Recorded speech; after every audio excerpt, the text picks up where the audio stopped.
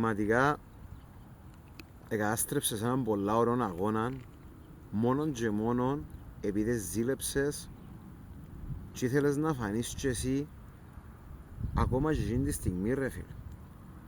Δεν μπορείς να χωνεύσεις το γεγονός ότι εγώ και ο Πάτερ Ιωάννης είμαστε στο main event για τον τίτλο.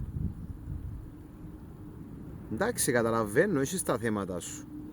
Αλλά ρε φίλε, πραγματικά ρε Kill, άξιζε στον κόσμο έναν αποτέλεσμα. Αλλά εσύ στερήσες τους το.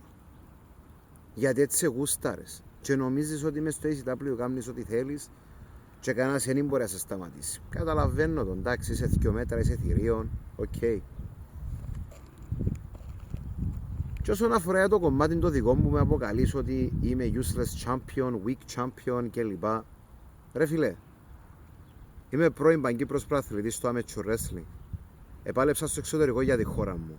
Ξέρω να παλεύω και πολλά καλά. Οπότε, μεν με προκαλείς κι άλλον, γιατί δεν ξέρεις τι μπορώ να σου κάνω μέσα στο ring.